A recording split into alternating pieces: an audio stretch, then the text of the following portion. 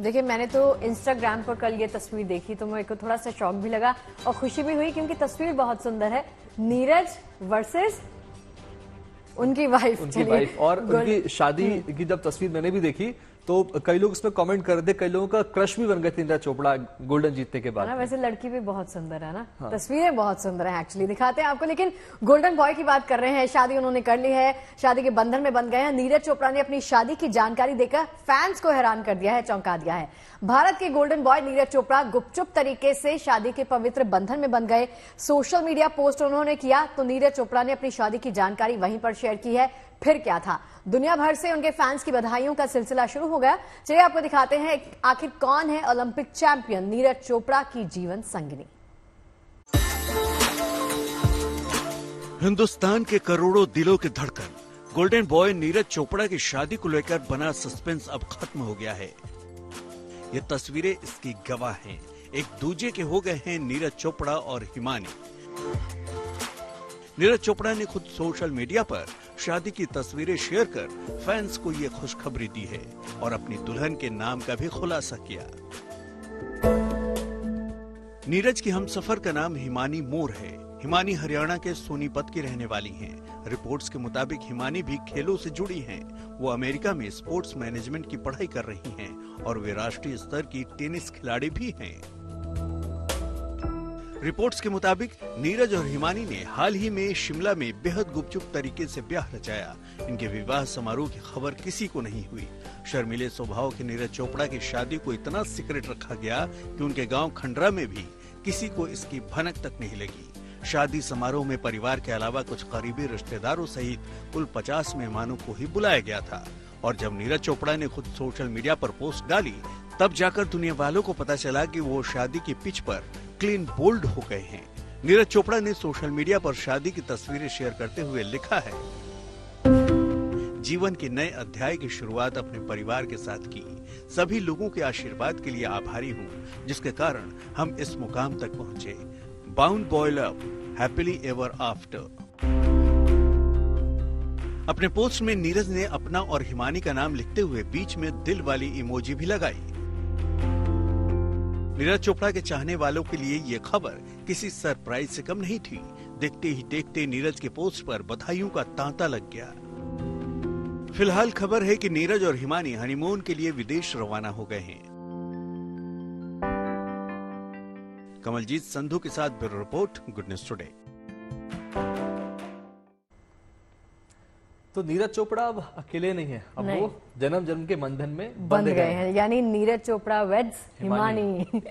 चलिए अब आपको लेकर चलते हैं अमेरिका। बात करते हैं डोनाल्ड ट्रंप की, जो आज अमेरिका के 47वें राष्ट्रपति के तौर पर शपथ लेने जा रहे हैं। लेकिन उसके शपथ से पहले दुनिया में घटनाक्रम तेजी से बदल रहा है। हमास ने इजराइल के इन बंधकों को छोड़ना शुरू कर दिया है जिन्हें 400 दिनों से ज्यादा उसने अपने कब्जे में रखा था।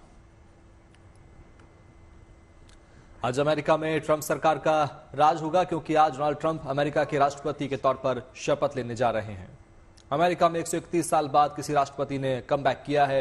ऐसे में ट्रंप का यह शपथ ग्रहण बेहद खास माना जा रहा है। भारतीय समय के मुताबिक आज रात 10:30 पर ट्रंप का शपथ ग्रहण होगा। शपथ ग्रहण में शामिल होने के लिए दुनिया भर से तमाम मेहमान अमेरिका पहुंच चुके हैं। ट्रंप के शपथ ग्रहण की तैयारियां पूरी हो चुकी है और पूरी दुनिया की नजर इस शपथ ग्रहण पर टिकी हुई है क्योंकि ट्रंप अपने बेबाक अंदाज और सख्त फैसलों के लिए जाने जाते हैं। ट्रंप के शपथ ग्रहण से ठीक पहले अरब जगत से भी एक बहुत बड़ी खबर आई है। यह खबर है इजराइल और हमास से जुड़ी हुई। ट्रंप के शपथ लेने से ठीक पहले गाजा में हमास ने 3 इजरायली बंधकों को रिहा कर दिया। हमास ने इन 3 महिला बंधकों को पश्चिमी गाजा शहर में इजरायली संस्था रेड क्रॉस के हवाले किया। हालांकि इसके बदले 90 फिलिस्तीनी कैदियों को आजाद किया जाना है। असल में ट्रंप ने कुछ दिन पहले हमास को 20 जनवरी तक बंधकों की रिहाई का अल्टीमेटम दिया था। ट्रंप ने अल्टीमेटम तक बंधकों की रिहाई न होने पर हमास को बुरा परिणाम भुगतने की चेतावनी भी दी थी। इससे पहले ट्रंप की पहल पर ही इजराइल और हमास संघर्ष विराम के लिए तैयार हुए थे। इसलिए अमेरिका और इजराइल के लिए आज का दिन बेहद खास माना जा रहा है।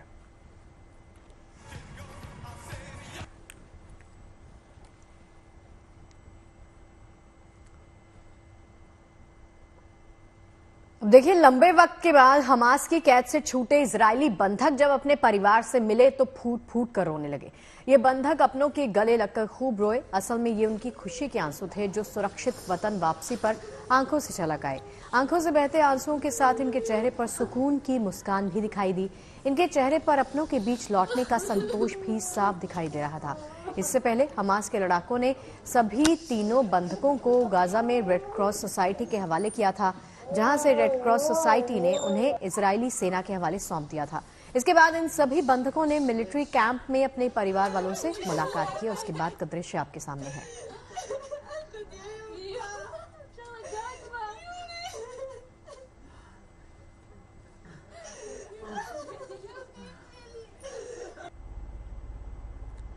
हमास की मिलिट्री विंग ने गाजा में बंधकों की रिहाई का एक वीडियो जारी किया है। इस वीडियो में हमास के लड़ाके तीनों महिला बंधकों को रेड क्रॉस संस्था को सौंपते दिख रहे हैं। घर वापसी को लेकर 3 बंधकों के चेहरे पर मुस्कान साफ दिख रही है। सभी को एक वैन में बैठाया गया। वैन में बैठाकर उस जगह ले जाया गया जहां पहले से रेड क्रॉस सोसाइटी के लोग मौजूद थे। फिर तीनों महिलाओं को उनके हवाले कर दिया गया।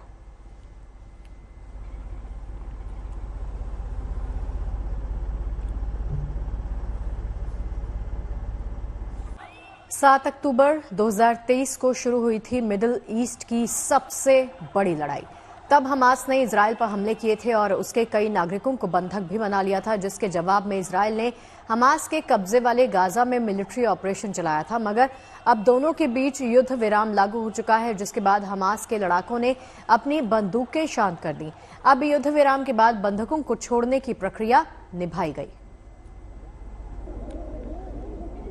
इजराइल और हमास के बीच युद्ध विराम समझौते के बाद बंधकों की अदला बदली भी शुरू हुई है। हमास के चंगुल से अपने लोगों की सलामत वापसी से इजरायली जनता ने कैसे खुशी मनाई, आइए आपको दिखाते हैं।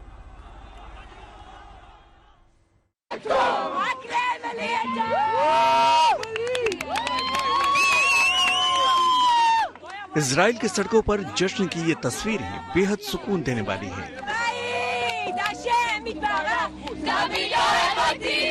हमास के साथ युद्ध विराम के बाद जब बंधकों को छोड़े जाने की खबर फैली तो इजराइल की सड़कों पर कुछ ऐसा ही माहौल नजर आया।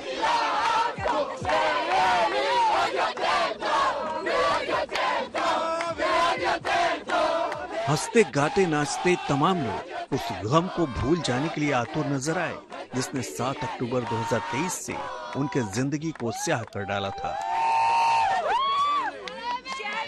हमास के चंगुल से बंधकों की रिहाई की खबर आने के बाद लोगों का उत्साह चरम पर नजर आया। अपने परिजनों की तस्वीरों वाले पोस्टर बैनर हाथों में थामे लोग इजराइल का झंडा लहराते दिखे। हमास के साथ समझौते के बाद बंधकों की रिहाई शुरू हुई है तो लोगों की खुशी का ठिकाना नहीं है।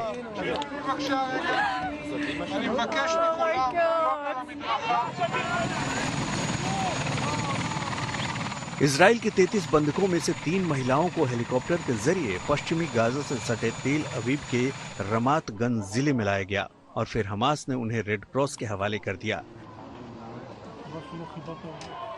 रोमी गुनन, एमिली डामारी और डिरोन स्टीन ब्रेखर नाम की इन महिलाओं को सीधे शेबा मेडिकल सेंटर ले जाया गया।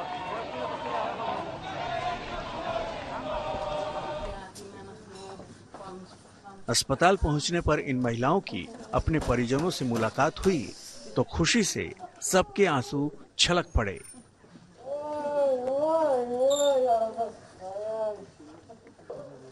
महिलाओं के परिजनों ने उन्हें गले लगा लिया और देर तक उनकी सलामती को महसूस करते रहे। ये बेहद भावुक पल था क्योंकि किसी को भरोसा नहीं था कि इनकी इस तरह से सुरक्षित वापसी हो पाएगी।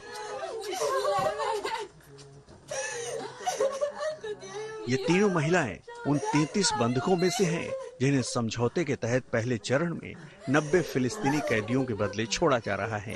करीब 1 साल 3 महीने तक हमास का जुल्म सितम झेलकर ये महिलाएं अपने घर लौटी हैं तो इजराइल की जनता झूम उठी है।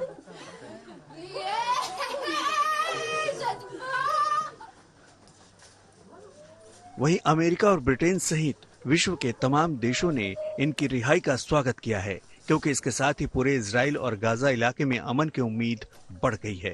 Bureau report, good news today.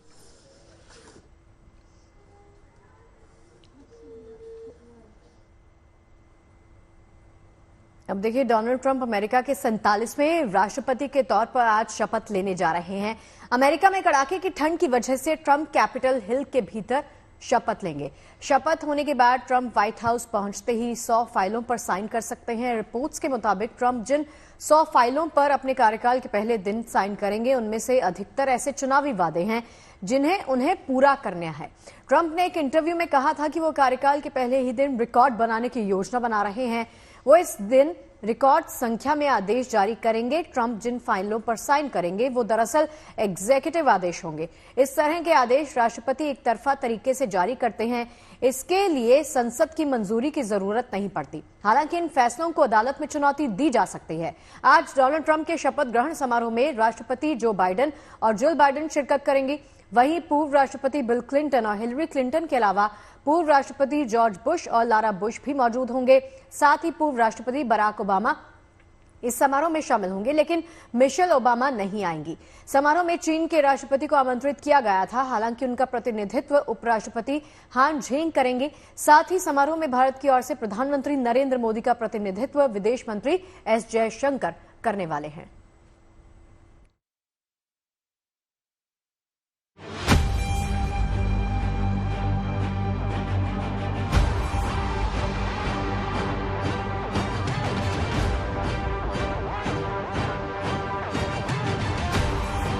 America के नवनिर्वाचित राष्ट्रपति डोनाल्ड ट्रंप के शपथ समारोह के लिए वाशिंगटन डीसी की कैपिटल बिल्डिंग तैयार है।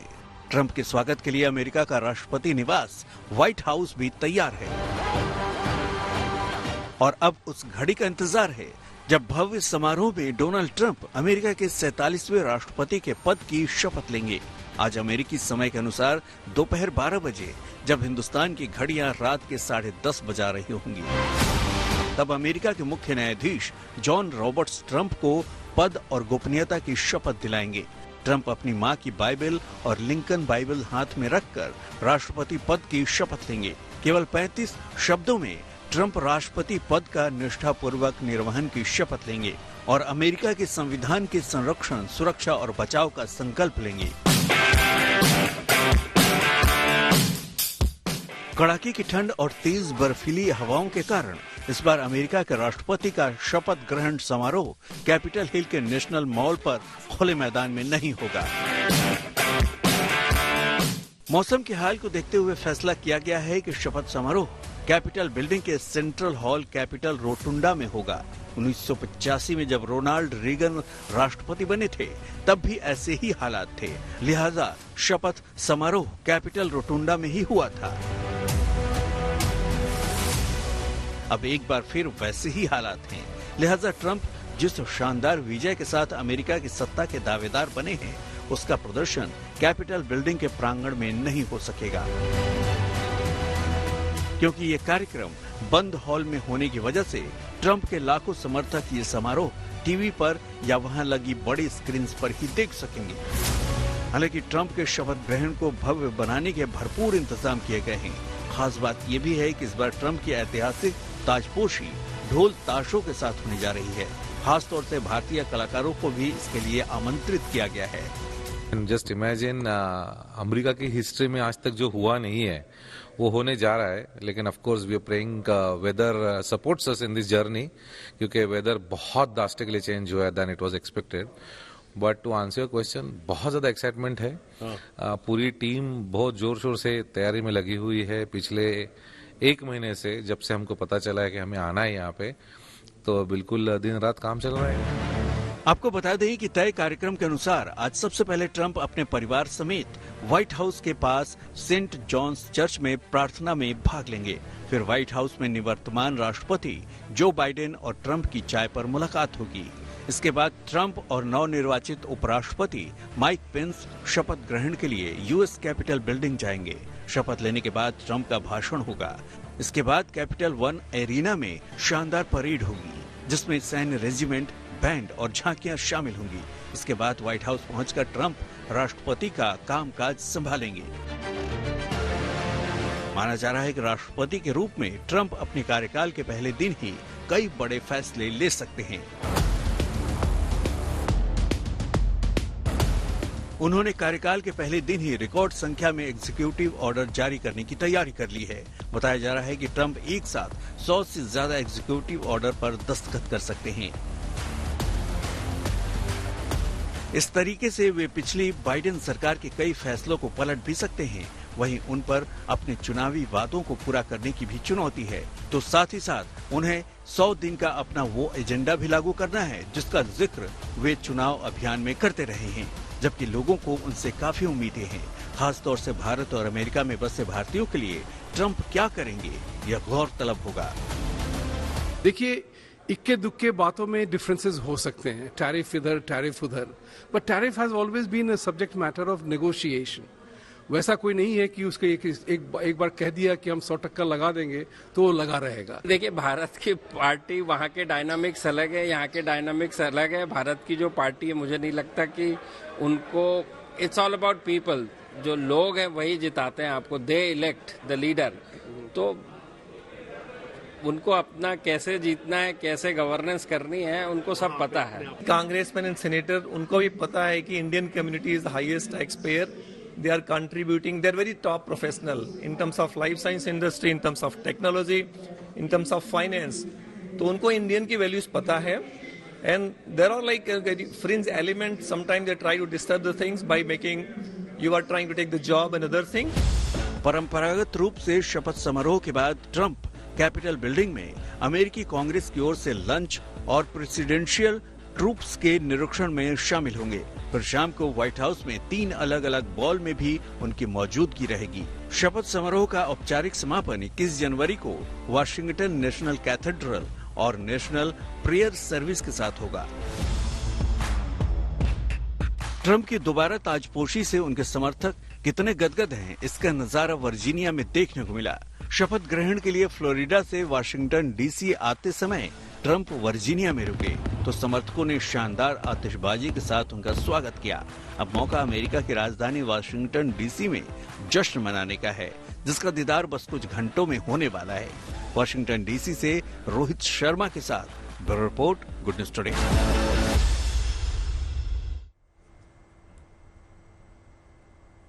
अमेरिका में होने वाले ट्रंप के शपथ ग्रहण समारोह में दुनिया भर के नेताओं को न्योता दिया गया है। खास मेहमानों में कई देशों के नेता शामिल हैं, जिनमें यूरोप के देश हंगरी के प्रधानमंत्री का नाम भी शामिल है। वहीं अर्जेंटीना के राष्ट्रपति जेवियर माइली भी इस कार्यक्रम में शामिल होंगे।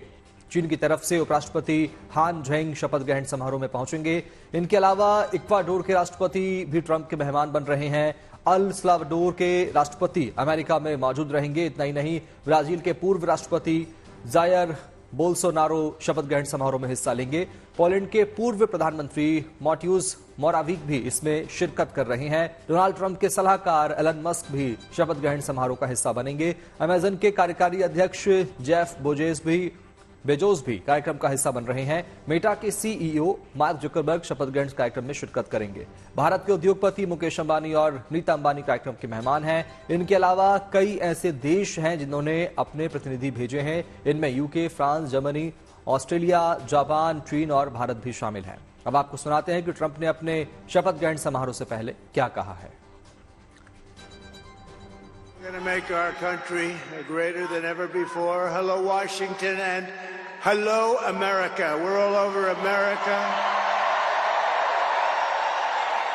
I'm thrilled to be back with so many friends, supporters, and true American patriots on the eve of taking back our country. That's what we're going to do, take back our country.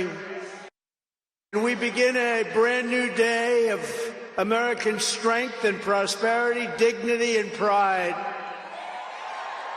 Bringing it all back.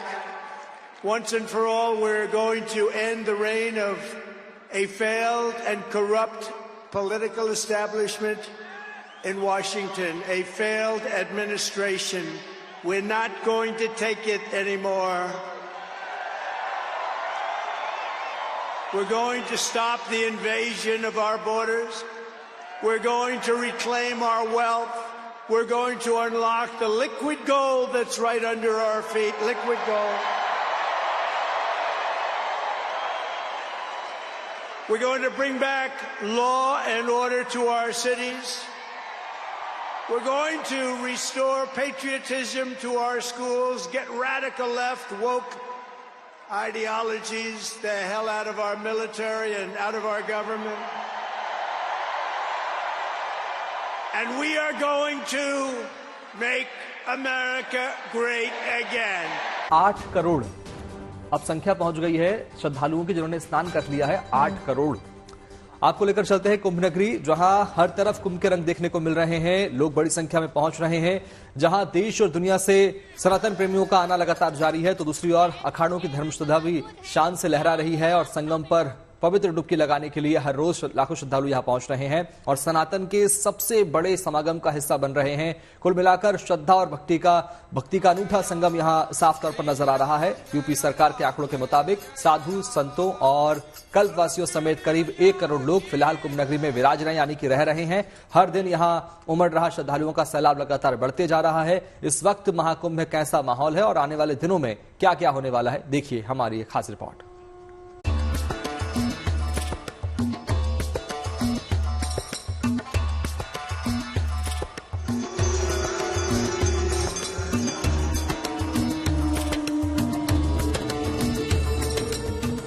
Prayagraj में चल रहे लोक आस्था के महापर्व महाकुंभ की रौनक देखते ही बनती है। पौष पूर्णिमा के पावन अवसर पर शुरू हुए महाकुंभ में श्रद्धालुओं का आना जारी है।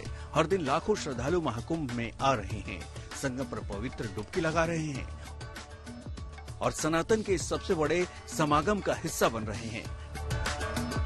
कुल मिलाकर श्रद्धा और भक्ति का अनूठा संगम यहाँ पर साफ नजर आ रहा है।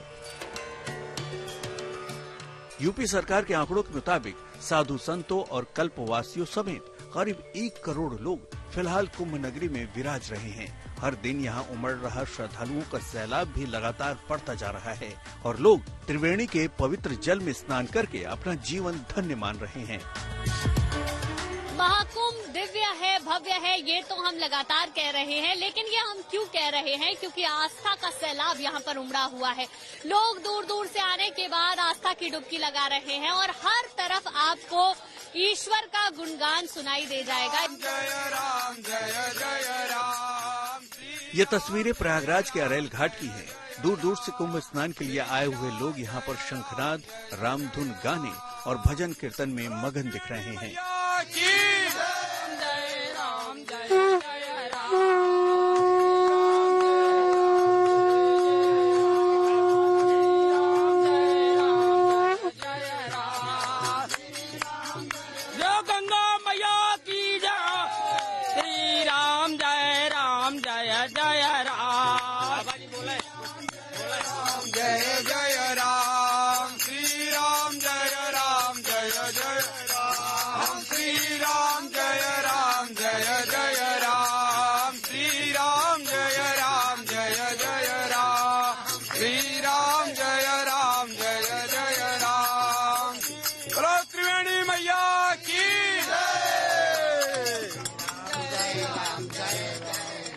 देखिए, साधु संत तो कर ही रहे हैं, लेकिन ये आम लोग हैं जो आए हुए हैं, जो यहाँ आस्था में डूबे हुए हैं। कहाँ से हैं आप? जी मैं यही प्रयागराज से हूँ। प्रयागराज से। इस बार का कुंभ कितना अलग है? अद्भुत अद्भुत। आप कहाँ से हैं? यही प्रयागराज से। कैसा लग रहा है? बहुत शानदार। ये रंग अद्भुत हैं। यहाँ लोग आस्था में डूबे हुए हैं, गीत संगीत करते हुए। आपको बता दें कि आज महाकुंभ का 8वां दिन है। कल यानी रविवार तक यहाँ पहुंचे करीब 8 करोड़ श्रद्धालु संगम पर पवित्र डुबकी लगा चुके हैं। माना जा रहा है कि हर दिन तकरीबन 20 से 30 लाख श्रद्धालु महाकुंभ में पवित्र स्नान के लिए पहुंच रहे हैं। वहीं पौष पूर्णिमा और मकर संक्रांति के खास अवसरों पर करोड़ों श्रद्धालु यहाँ पहुंचे। 13 जनवरी को पौष पूर्णिमा के दिन लगभग 1 करोड़ 75 लाख श्रद्धालुओं ने त्रिवेणी संगम में डुबकी लगाई, जबकि 14 जनवरी को मकर संक्रांति के अवसर पर ये संख्या 3.5 करोड़ को पार कर गई। माना जा रहा है कि 29 जनवरी को मौनी अमावस्या के स्नान पर्व पर 8 से 10 करोड़ श्रद्धालु यहाँ पहुँच सकते हैं। लिहाजा खास तौर से मौनी अमावस्या और इसके तत्काल बाद बसंत पंचमी को होने वाले स्नान पर्व के लिए अब महाकुंभ में जोर शोर से तैयारियां चल रही हैं। 29 और 3 फरवरी के महास्नान के आयोजन को ध्यान में रख करके पूरी व्यवस्था का हम लोगों ने अवलोकन किया है और मुझे पूरा विश्वास है कि भगवान प्रयागराज और मां गंगा की कृपा से हम लोग यहाँ पर इन दोनों स्नानों को भी सकुशल संपन्न करने में सफल होंगे। महाकुंभ में आने वालों में आम लोगों के साथ साथ तमाम खास लोग भी हैं। देश के रक्षा मंत्री राजनाथ सिंह ने शनिवार को प्रयागराज पहुंचकर कुंभ स्नान किया, जबकि आने वाले दिनों में राष्ट्रपति और उपराष्ट्रपति के भी महाकुंभ में आने की उम्मीद है। पूर्व राष्ट्रपति रामनाथ कोविंद भी महाकुंभ में स्नान के लिए आने वाले हैं। वहीं प्रधानमंत्री नरेंद्र मोदी और गृह मंत्री अमित शाह भी महाकुंभ के दौरान पवित्र डुबकी लगाने प्रयागराज आ सकते हैं। राष्ट्रपति आदरणीय रामनाथ कोविंद जी इस समय महाकुंभ के आयोजन के साथ जुड़े हुए हैं। तमाम राज्यों के माननीय राज्यपालगण, माननीय मुख्यमंत्रीगण लगातार यहाँ आ रहे हैं। हमारे उच्चतम न्यायालय और उच्च न्यायालयों के माननीय न्यायमूर्तिगण भी और विभिन्न राज्यों से जुड़े हुए माननीय जनप्रतिनिधिगण भी लगातार यहाँ पर आकर के स्नान में भाग ले रहे हैं।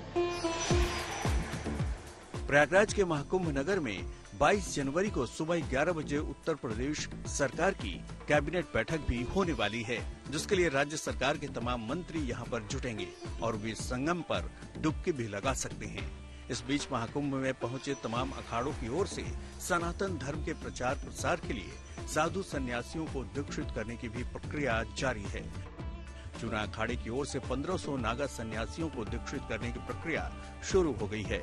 महाकुंभ के दौरान 5000 नागा साधुओं को अखाड़ों में शामिल किया जा सकता है। श्री पंचदशनाम जूना अखाड़े के अंतर्गत 200 से अधिक महिलाओं की भी संन्यास दीक्षा होगी। सभी अखाड़ों को अगर शामिल कर लिया जाए तो दीक्षित होने वाली महिलाओं की संख्या 1000 के पार जा सकती है। आस्था और अध्यात्म का ये महामेला भारत की धार्मिक संस्कृति और समरसता का प्रतीक है। इसके तमाम रंग यहाँ देखने को मिल रहे हैं। अगले 26 फरवरी तक यहाँ आने वाले लोग इसका आनंद लेते रहेंगे। प्रयागराज से गुंजन दीक्षित के साथ bureau report, good news today. चलिए अब आपको एक खूबसूरत सी तस्वीर दिखाते हैं। कुंभ का रंग देश के लोगों से लेकर विदेशियों तक चढ़ा हुआ है। हर कोई आस्था के रंग में पूरी तरह से सराबोर है। ये इटली की महिलाएं हैं जो महाकुंभ से लौटी तो महिलाओं ने मुख्यमंत्री के सामने रामायण, शिव तांडव और कई भजनों का पाठ किया। सुनिए आप भी।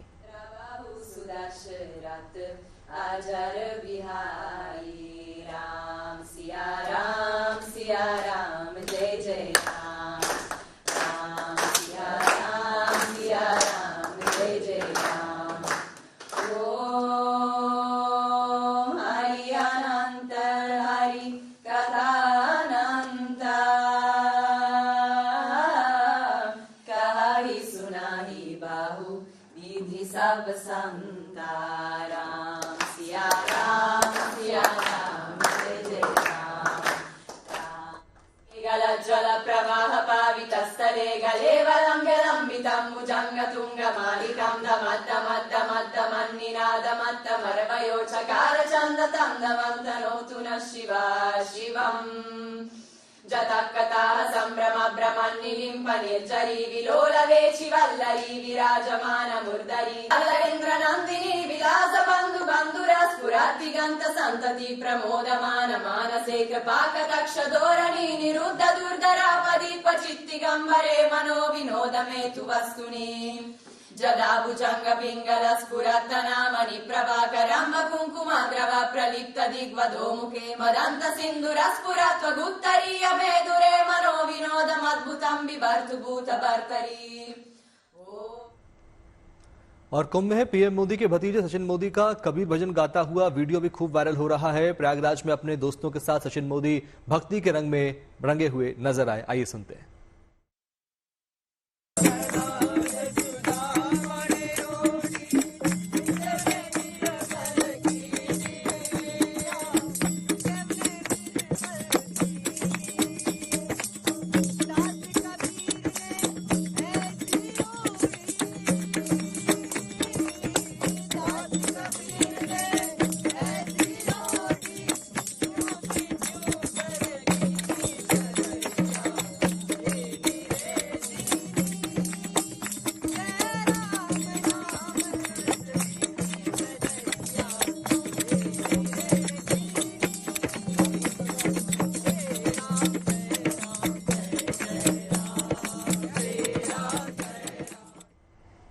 अब देखिए, हमारे पीछे का बैकग्राउंड देखकर आप समझ गए होंगे कि बात क्या होने वाली है। बात होने वाली है मौसम की।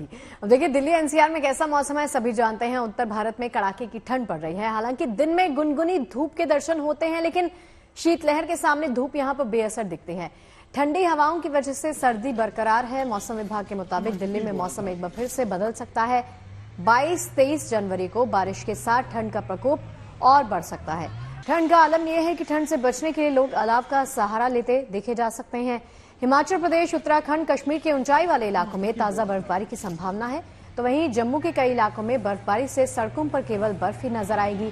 रास्तों को साफ करने के लिए बड़ी बड़ी मशीनें लगी हैं। तो वहीं इसी बीच बर्फबारी का मजा लेने के लिए सैलानी पहाड़ों का रुख करते हुए देखे जा सकते हैं और पर्यटकों को बर्फ के घर खूब भा रहे हैं। बर्फ के घर, जिन्हें हम इग्लू भी कहते हैं। आपने कार्टून चैनल्स में तो इग्लू देखे होंगे, और अगर नहीं देखे तो चलिए हम आपको दिखाते हैं। हमने इंतजाम किया है बर्फ के वो खूबसूरत घर जो सुविधाओं के मामले में किसी होटल से कम नहीं है।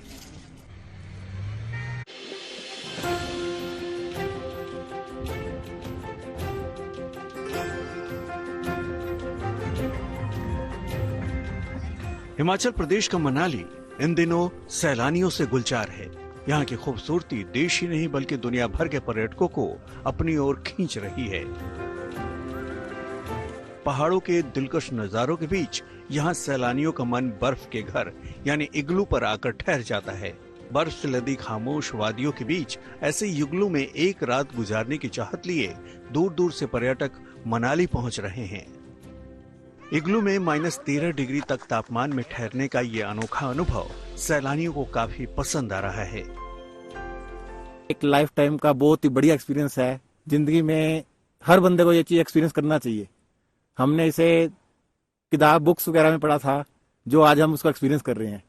बर्फ के घर बनते हैं, किस टाइप से बनते हैं, वो चीज हमने सब एंजॉय की इधर। तो मेरे डैड एक्सप्लोर करते रहते, सर्च करते रहते, तो ही heard for the first time like there is an igloo in India. So we all got very excited. Igloo condition भी बहुत अच्छा है, जिसमें 4 जन भी इजीली रह सकते हैं। इग्लू के अंदर बहुत अच्छी वार्मथ है। अब हमें डर लगता है कि बर्फ का घर है, अंदर ठंडा रहेगा करके, नहीं, वार्मथ है अंदर। स्नो बेड है, लेकिन उसके ऊपर भी आइसोलेशन दिया है और उसके ऊपर भी अच्छा सा बेड है। आर्कटिक और ग्रीनलैंड जैसी तर्ज पर मनाली के सेथन गांव में बर्फ की ये खूबसूरत आशियाने बनाए गए हैं। इग्लू में ठहरने का अनुभव इसलिए और ज्यादा रोमांच पैदा करता है क्योंकि ये न तो केवल पूरी तरह से बर्फ से बने हैं, बल्कि इनके अंदर बर्फ के ही बिस्तर भी हैं, जिन पर आरामदायक गद्दे लगाए गए हैं। इनके अंदर सैलानियों के लिए खाने पीने और चाय का पूरा इंतजाम है। इग्लू की सबसे बड़ी खासियत ये है कि बाहर के मुकाबले इनके अंदर सर्दी कम लगती है। इग्लू, देखिए, इग्लू एक बहुत अच्छा है क्योंकि बर्फ एक बहुत अच्छा इंसुलेटर है, नेचुरल इंसुलेटर। तो इग्लू के अंदर और बाहर टेम्परेचर में लगभग 8-10 डिग्री टेम्परेचर का डिफरेंस रहता है। तो अंदर इग्लू के अंदर टोस्टेड वार्म बोल सकते हैं, इतना ज़्यादा गर्म तो नहीं होता, बट टोस्टेड वार्म।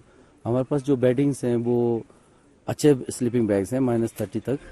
इग्लू यानी बर्फ के इन आशियानों में रहने की ख्वाहिश पूरी करने का विकल्प सैलानियों के लिए देश में ही मौजूद है।